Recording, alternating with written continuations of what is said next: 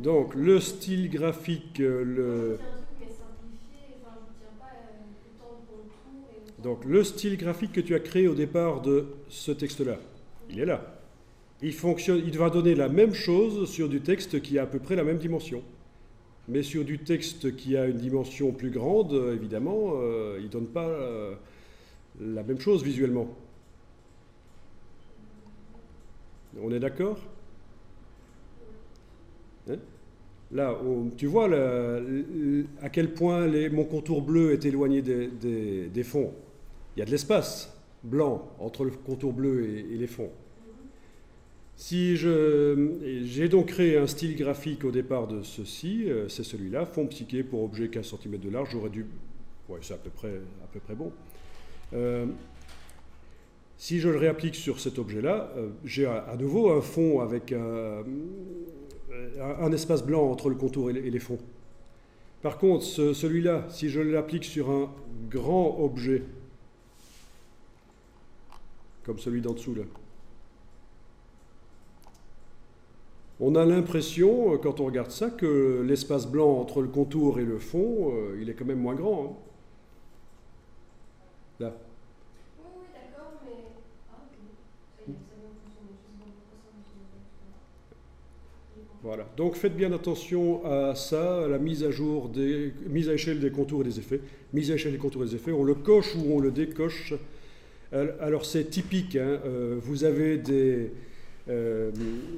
logos, hein, ça c'est une erreur habituelle, vous avez dans les boîtes de presse des logos qui sont fournis par le client, hein, donc business to business, vous avez des prestataires de services qui font des magazines par exemple, ou des affiches, et vous avez le client qui fournit un logo, et ce logo a des contours avec une certaine épaisseur. Voilà. Voilà par exemple un superbe logo. D'accord?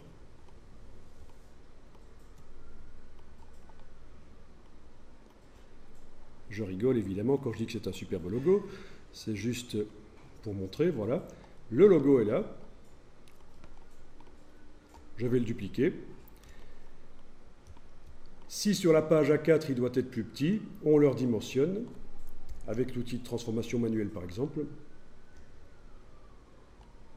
Wow. Là j'ai fait un peu trop. Voilà, on le redimensionne. Et là ça va, le logo reste correct. Mais si on a oublié de cocher mise à échelle des contours et des effets, le redimensionnement donne un résultat catastrophique. Et ce sont des choses qui, si on n'y prend pas garde, arrivent finalement dans la publication finale et vous avez un logo qui est complètement foireux. Si ça n'a pas été vu avant l'impression, ben vous êtes bon pour jeter toute l'impression et recommencer. Voilà. Là, je redimensionne le logo en ayant décoché mise à échelle des contours et des effets. Et évidemment, voilà à quoi ressemble le logo. Ce n'est plus du tout le même logo. Donc, c'est des erreurs qui arrivent habituellement. C'est pour ça que souvent, les logos vectoriels qu'on fournit, on décompose le contour. C'est-à-dire qu'on va dans le menu Objet, décomposer l'aspect. Objet, d'abord décomposer dans ce cas-ci, voilà. Ok, c'est bon. Objet décomposé. Et comme ça, on a un contour qui n'est plus redimensionnable parce qu'en fait, ce n'est plus un contour, c'est un objet. Voilà, on a un objet ici avec un trou, voyez.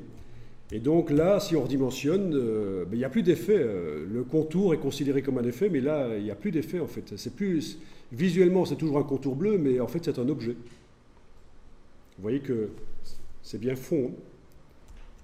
Et donc là, aucun problème. Si on redimensionne, même en ayant l'option mise à échelle des contours et des effets décochée, ça ne va plus faire de catastrophe parce qu'on redimensionne des objets. Bon, maintenant, on peut aussi fournir un PDF. Un PDF non modifiable dans Illustrator, et alors c'est nickel, c'est vectoriel, mais il n'y a plus aucun problème de redimensionnement, il n'y a plus de surprise qui peut arriver.